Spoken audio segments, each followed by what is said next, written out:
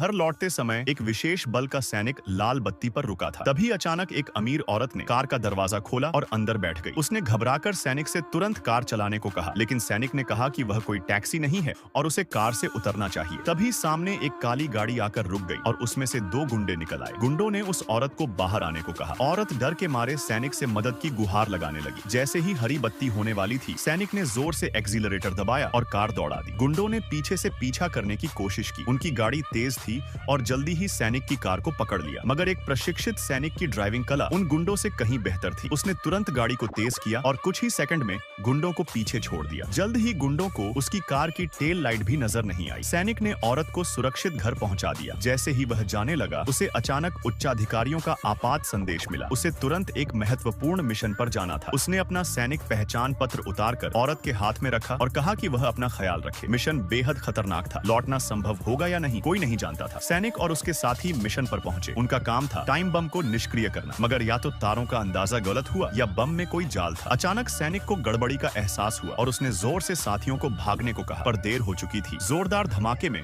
उसके दोनों पैर उड़ गए। वह दर्द सहते हुए बोला कि उसे छोड़कर भाग जाओ, लेकिन साथी कहां मानने वाला था। उसने सैनिक को पीठ पर उठाया और बाहर भागने लगा। बस कुछ ही कदम बचे थे कि दूसरा धमाका हुआ और साथी बुरी तरह घायल हो गया। उसे समझ आ गया कि अब उसका अंत नजदीक है। उसने आखिरी सांस में सैनिक से अपनी छोटी बहन का ख्याल रखने की विनती की और हमेशा के लिए आंखें बंद कर ली। 5 साल बीत गए। अब दोनों पैरों से अपंग सैनिक एक गैराज में गाड़ियों की मरम्मत करके जीवन बिता रहा था। एक दिन एक युवती पीछा करने वालों से बचते बचते उसी गैराज में घुस आई और मदद की गुहार लगाने लगी। कुछ ही देर में गुंडे पीछे पीछे अंदर आ गए और उसे पकड़ लिया। सैनिक उठकर लड़ नहीं सकता था, पर उसने कड़क आवाज में उन्हें चेतावनी दी कि लड़की को छोड़ दो, नहीं तो आज कोई यहाँ से बाहर नहीं जाएगा। गुंडों को उसकी असली पहचान नहीं पता थी, इसलिए वे डरने के बजाय सैनिक पर ही हमला करने को तैयार हो गए। तभी अचानक एक बड़ा चाकू घूमते हुए आया और दीवार में धंस गया। इसके साथ ही एक बेहद तेज तर्रार और दबंग औरत अंदर दाखिल हुई। वह थी महान दाशा की महिला युद्ध देवी। कभी वह इसी सैनिक की अधीनस्थ रही थी, मगर गंजा गुंडा अब भी उसे गालियां दे रहा था। तभी अचानक एक अमीरजादा लड़का अंदर आया और बिना कुछ कहे गंजे गुंडे के मुंह पर कई जोरदार तमाचे जड़ दिए।